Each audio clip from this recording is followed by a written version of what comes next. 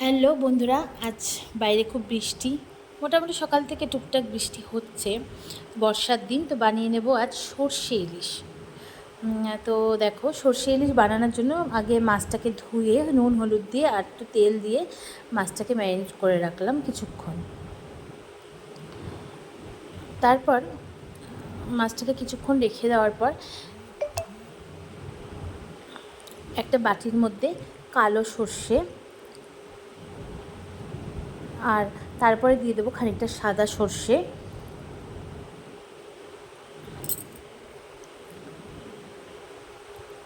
পোস্ত,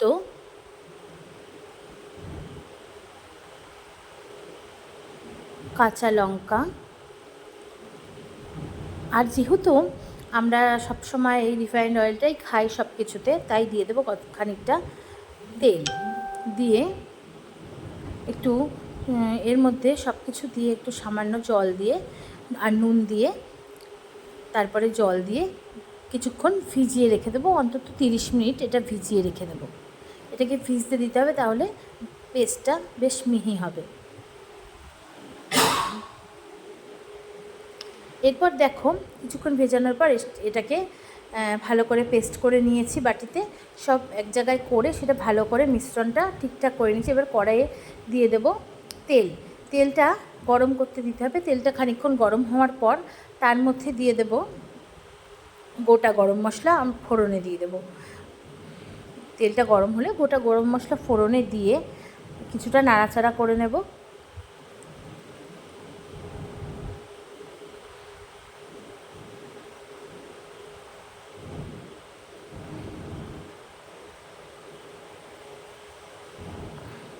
এরপর দিয়ে দেব এই তেলের ওপরই খানিকটা হলুদ দিয়েও নাড়াচাড়া করে নেব। তেলটার সাথে হলুদটা মিশিয়ে নেব,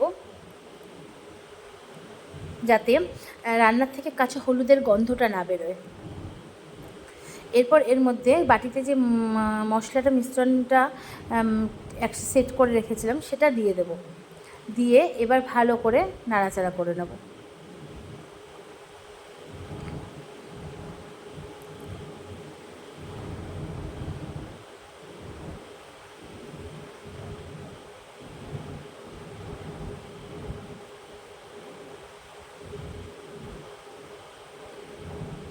তো এরপর বাটি ধুয়ে বেশ খানিকটা জল এর মধ্যে দিয়ে দিলাম।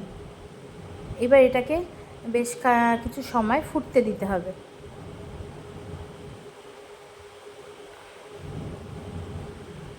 কিছুক্ষণ দেখতে পাচ্ছ ঝোলটা ফুটে গেছে। ফুটে যাওয়ার পর এর মধ্যে মাছগুলোকে সাজিয়ে দিয়ে দেবো।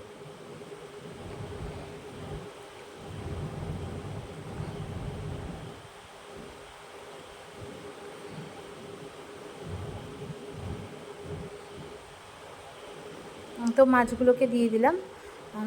এরপর ওপর থেকে দিয়ে দেব কাঁচা লঙ্কা গোটা, যেরকম ঝাল খেতে পছন্দ করে সে তার মতন খাবে। এবার মাছগুলো একটু নাড়াচাড়া করে যাতে ঝোলগুলোর মধ্যে ঢোকে, তারপরে মাছটাকে কিছুক্ষণ হওয়ার জন্য সময় দিতে হবে। এরপর মাছটাকে ঢাকা দিয়ে দেব।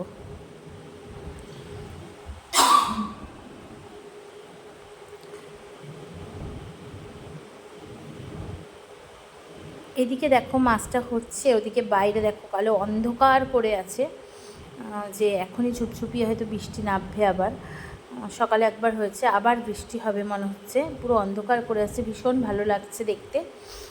তো যাই হোক, মাছটা ফুটে এসছে দেখো, মোটামুটি মাছটা হয়েই গেছে। দেখো অনেকটা ঘন হয়েছে ঝোলটা, দেখতে ভীষণ ভালো লাগছে। মাছটা মোটামুটি কমপ্লিট রান্না করাটা। তো আজকে রান্নাটাই তোমাদের সাথে শেয়ার করলাম। কেমন লাগলো অবশ্যই কিন্তু ভিডিওতে জানিও, যে আমি কি ঠিকঠাক করেছি না কিছু ভুল আছে, তোমরা কিন্তু অবশ্যই জানিও। ধন্যবাদ।